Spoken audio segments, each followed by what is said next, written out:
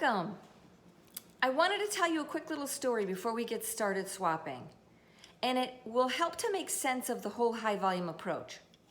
So a couple of nights ago, I was in a restaurant. I went to a steakhouse. It was restaurant week.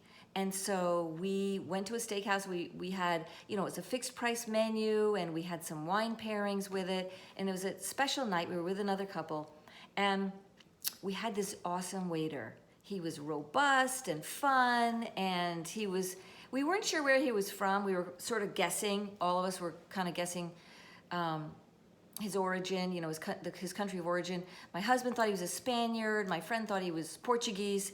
So when we asked him, he said actually that he was from Guatemala, which is, if you don't know, which I wasn't really entirely sure. I thought it was in the Nicaragua region, which it is, but it's north of Costa Rica, Nicaragua. It's really just south of Mexico.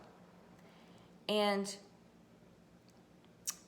he had already opened the door to the fact that he had gained weight. He was a big guy. And he and I were sort of having a private conversation. And I asked him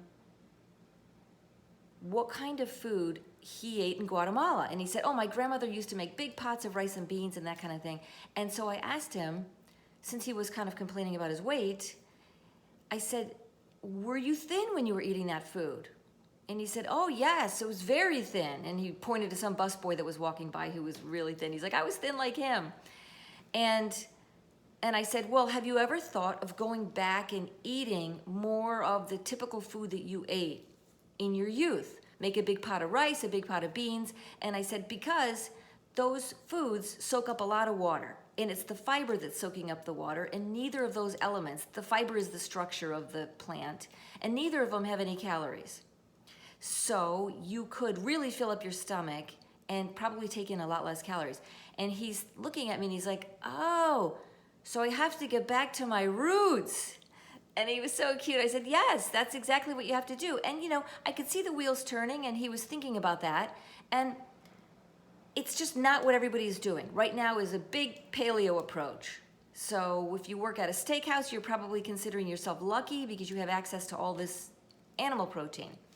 The meat and the dairy industry want you to believe that animal protein will make you thin, right? But a diet focused on that, that's very, very unlikely. It's more likely it's going to make you gain weight, okay? And really, financially, there's not much to gain if in our country, we're all eating cheap rice and beans, right? But those are truly the foods that restore us, that restore our health.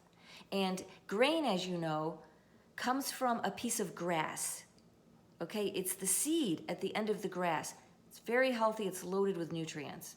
Really, it's like grains are almost a perfect food with the right fat, protein, and fiber ratio, very low in sugar. They just have it all going for them. So we're going to be moving in that direction. And that is how I'm hoping that you will choose to fill your stomach. And just to give it a try, okay? For these 6 weeks, this is the kind of food I'm going to be asking you to eat. And we're going to be supplementing it with heavier, dense food. Because we need those foods too. They have the protein and fat components. We want those in our diets. Even though they're more difficult to digest and they can cause tremendous stagnation issues in excess, we still have to have them in our diet. So we're sort of doing this 80-20 focus, right? High volume and 20% dense. And that is how I believe you will get to your goals. So be prepared. All of our swaps are going to be with this type of focus. And I'm really excited to share what I know with you. Thanks for joining me. I'm so happy you're here.